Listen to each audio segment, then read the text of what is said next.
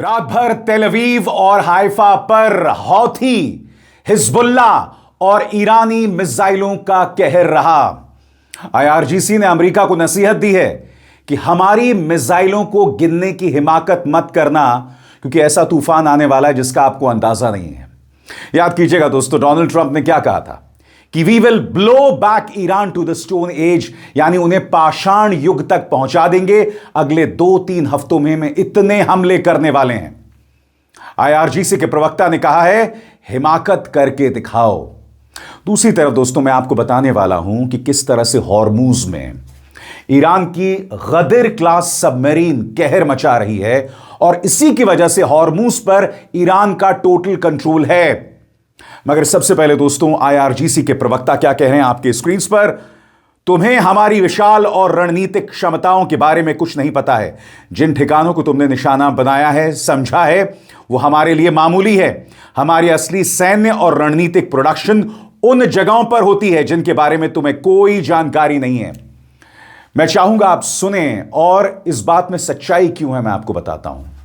इस बात में सच्चाई इसलिए है कि ईरानी हमलों में कोई कमी नहीं आ रही है। वो लगातार हमले कर रहा है, और अब उसे हिजबुल्ला और हौथियों दोनों का साथ मिल रहा है। सुनिए आईआरजीसी के प्रवक्ता क्या कह रहे हैं। बिस्मिल्लाहिर्रहमानिर्रहीम। همان گونه که گفته بودیم به دشمنان آمریکایی صهیونیستی اعلام می‌کنیم اطلاعات شما از توان و قدرت نظامی و تجهیزات ما ناقص است. از ظرفیت‌های بسیار گسترده و راهبردی ما هیچ چیز نمی‌دانید. امید نداشته باشید که مراکز تولید موشک‌های راهبردی، پهپادهای دوربرد تهاجمی، سامانه‌های نوین پدافند هوایی و جنگ الکترونیک و تجهیزات ویژه ما را نابود کرده باشید که با چنین تصوری عمق باطلاقی که در آن خود را گرفتار کرده اید را بیشتر خواهید کرد. इस बीच दोस्तों, हौथियों का भी ताजा बयान आया है जो मैं आपको पढ़ के सुनाना चाहता हूं। यमन के हौथियों के प्रवक्ता याह्या सारी ने कहा कि उनकी फोर्सेस ने यमन से बैलिस्टिक मिसाइलों की एक पूरी खेप दागी है जो तेल अवीव के पास महत्वपूर्ण टारगेट्स पर निशाना साध रही है, और यह हमला ईरान और हिजबुल्ला के साथ मिलकर किया जा रहा है। यानी कि तालमेल साफ तौर पर दिखाई दे रहा है, और यह इसराइल का सबसे बड़ा सिरदर्द है। सुनिए हौथियों के प्रवक्ता क्या कह रहे हैं। لبنان نفذت قواتنا المسلحة بعون الله تعالى عملية عسكرية بدفعة من الصواريخ البالستية استهدفت أهدافا حيوية للعدو الإسرائيلي في منطقة يافا المحتلة. وقد جاءت هذه العملية بالاشتراك مع الإخوة المجاهدين في إيران وحزب الله في لبنان، وحققت أهدافها بنجاح بفضل الله.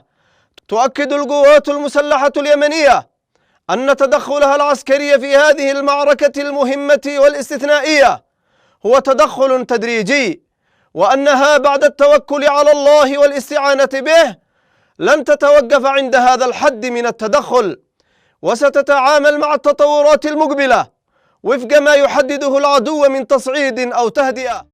इस बीच हम आपको बतलाना चाहते हैं कि ईरान ने इसराइल और अमेरिका पर अपनी 51वीं लहर का ऐलान कर दिया है। हमले का 91st वेव का ऐलान कर दिया है। आपकी स्क्रीन पर प्रेस टीवी की एक खबर जो कहती है, IRGC launches massive strikes on तेल अवीव, हाइफा इन वेव 91, यानी कि शुरू हो गई है ईरान की वेव 91, जिसमें उन्हें हौथियों और हिजबुल्ला का साथ मिल रहा है।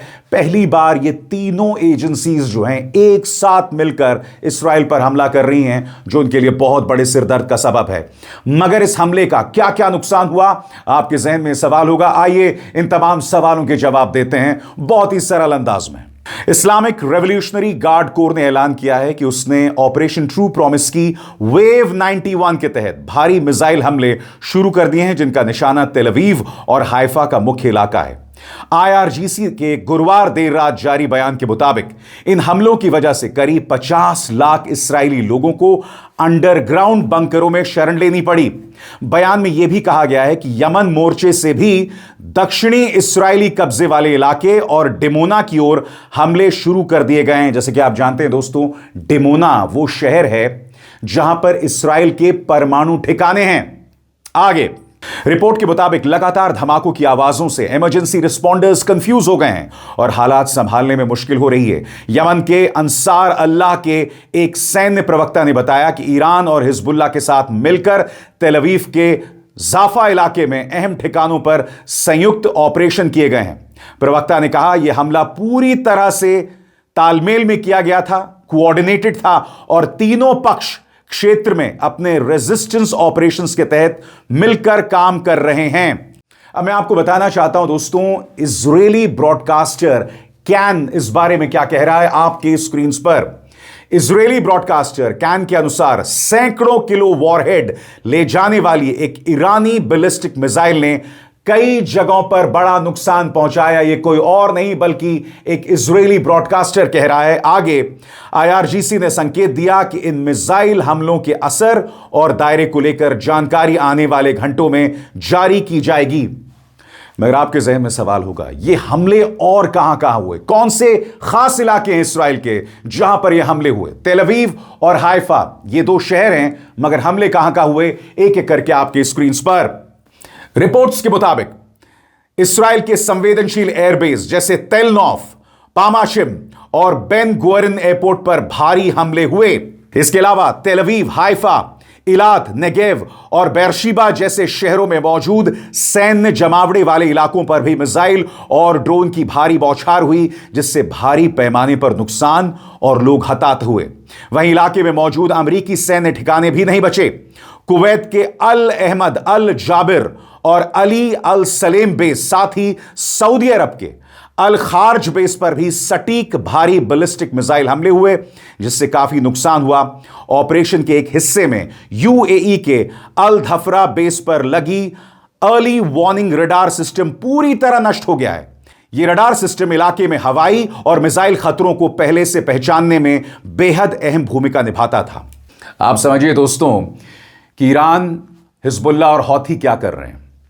वो लोग उन जगहों को निशाना बना रहे हैं जो कि अमेरिका और इस्राइल को चेतावनी देते हैं कि हमला कहां से होने वाला है। और इसी मंच पर मैंने आपको बताया था कि किस तरह से ईरानी मिसाइलों ने प्रिंस सुल्तान एयरबेस में कहर मचाया था और उनके A3 एवैक्स सिस्टम को दो टुकड़े कर दिया था।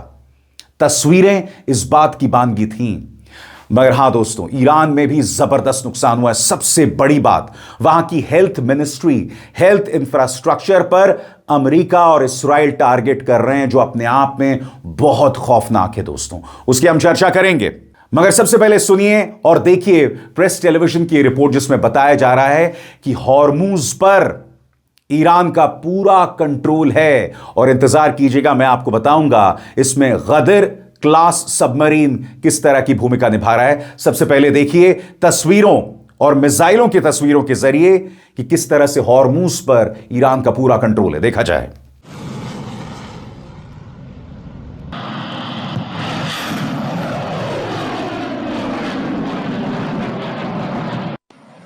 This phase targeted a covert gathering of American forces outside the U.S. Fifth Fleet in Bahrain, using a large number of drones and ballistic missiles. The IRGC also hit Israeli oil tanker Aqua One in the heart of the Persian Gulf, emphasizing that the situation in the Strait of Hormuz is under full control of Iranian Navy forces.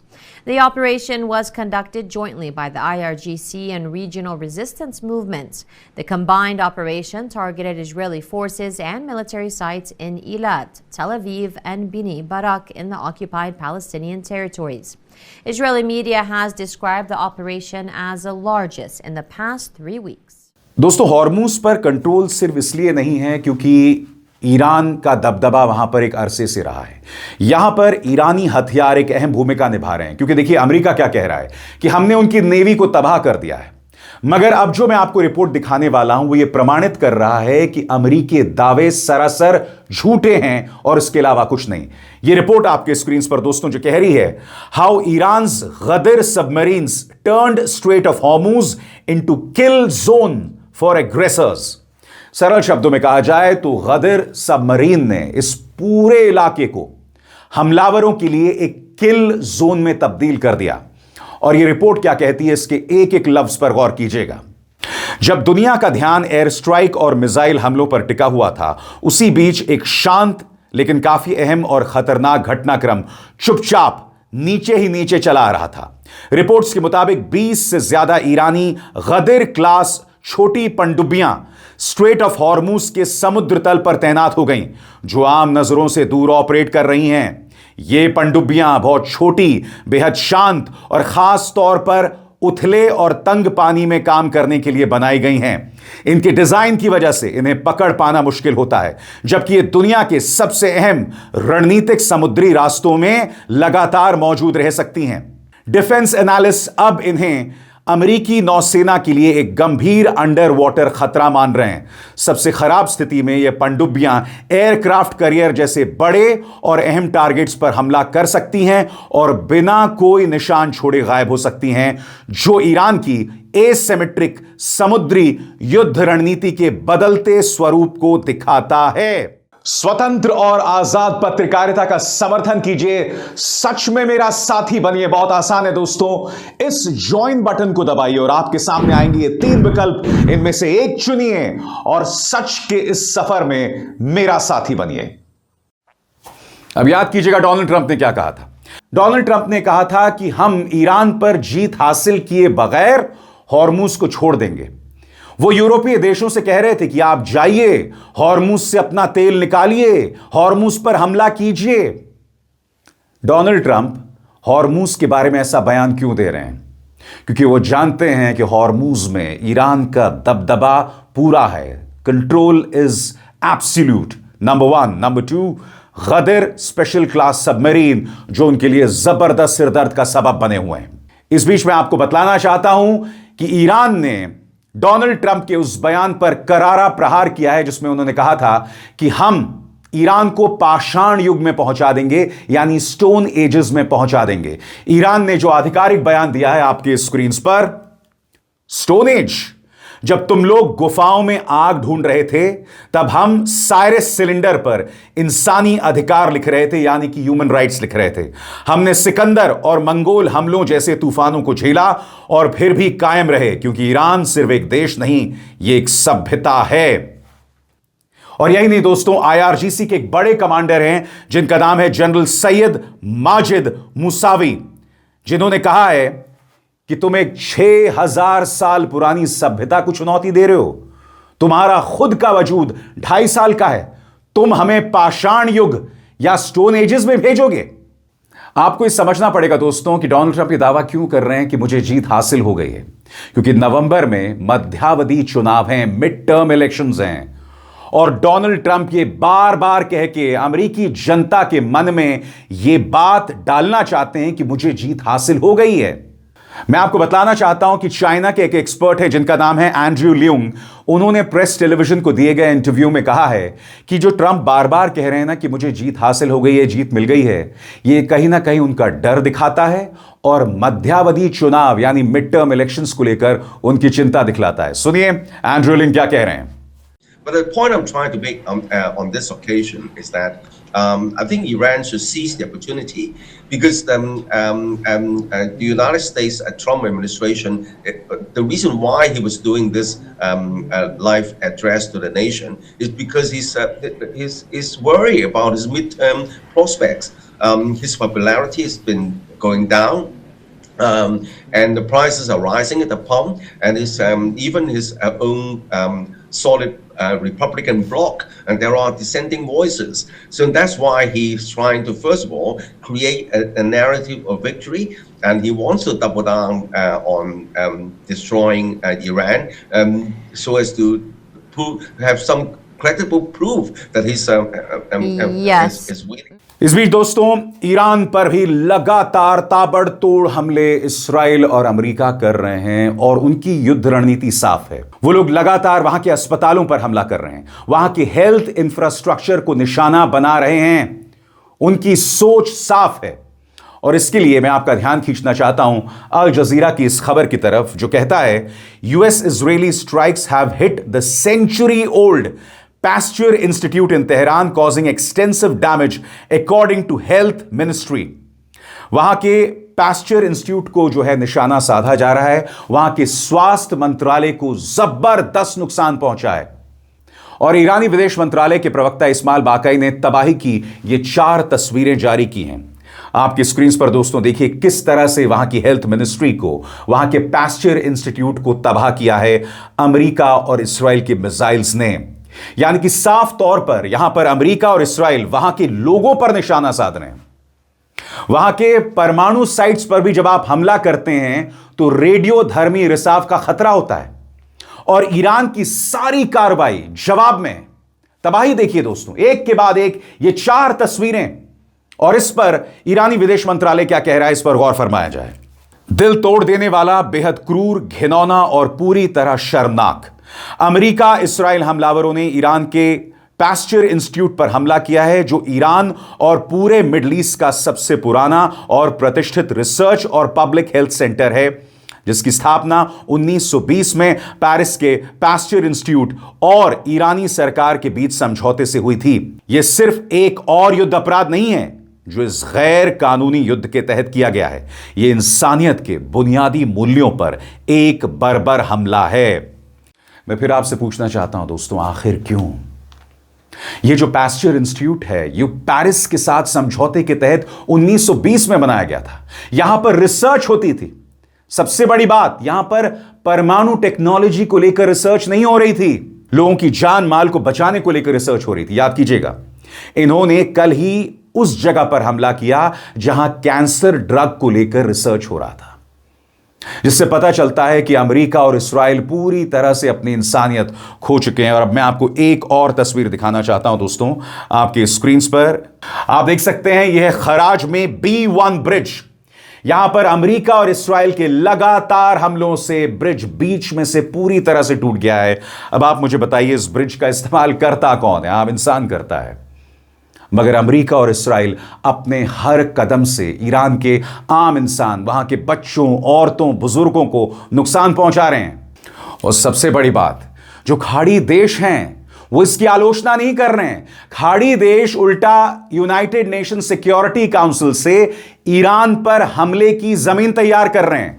आपकी screen पर अल जजीरा की breaking news जो कहती है, अरब league के जो secretary general हैं अहमद अब्दुल गैत, उन्होंने कहा है कि ईरानी मिसाइल से जो अप्रत्याशित हमला हो रहा है, जिस तरह से गल्फ स्टेट्स पर हमला हो रहा है, वो कहीं ना कहीं संयुक्त राष्ट्र के रेजोल्यूशन नंबर 2817 का उल्लंघन है। और उन्होंने कहा है कि सिक्योरिटी काउंसिल को ईरान पर कार्रवाई करनी चाहिए। अब मुझे आपको बतलाने की जरूरत नहीं है कि सिक्योरिटी काउंसिल किस तरह की कार्रवाई कर सकता है। यह अपने आप में निहायत ही शर्मनाक है। ये खाड़ी देश ये नहीं देख रहे हैं कि इस्राएल उनके वजूद को हर गुजरते लम्हे के साथ तबाह कर रहा है, मगर उनकी बहादुरी सिर्फ ईरान के खिलाफ दिखाई देती है, क्योंकि ईरान अकेला लड़ रहा है। जी हां, अपने एक्सिस ऑफ रेजिस्टेंस के साथ अकेला लड़ रहा है। और यहां पर ईरान को तबाह करने की बात कर रहे हैं अरब लीग के देश। इससे ज्यादा शर्मनाक बात आखिर हो क्या सकती है? दोस्तों, एक बात तय हो जानी चाहिए, यह युद्ध अभी खत्म नहीं हुआ है। डोनाल्ड ट्रंप हॉर्मूज में अपनी हार को स्वीकार कर चुके हैं, मगर बौखलाहट में आने वाले दिनों में बहुत कुछ करने वाले हैं। और जैसे कि मैंने बताया, पास्चर इंस्टीट्यूट को पूरी तरह से तबाह कर दिया गया है। यह महज एक ट्रेलर है। पिछले 2-3 दिनों से मैं लगातार देख रहा हूं कि किस तरह से ईरान के जो स्वास्थ्य मंत्रालय है, हेल्थ मिनिस्ट्री से जुड़े स्ट्रक्चर्स पर निशाना साधा जा रहा है, अस्पतालों पर निशाना साधा जा रहा है। क्यों? ताकि आने वाले दिनों में जब आप उनके नागरिकों पर हमला करें तो उनका इलाज तक ना हो पाए। मैं फिर आपसे पूछना चाहता हूं, यह वॉर क्राइम नहीं तो क्या है? यह युद्ध अपराध नहीं तो आखिर क्या है? यह सवाल तो लाजमी है ना। अब अभिसार शर्मा को दीजिए इजाजत। नमस्कार।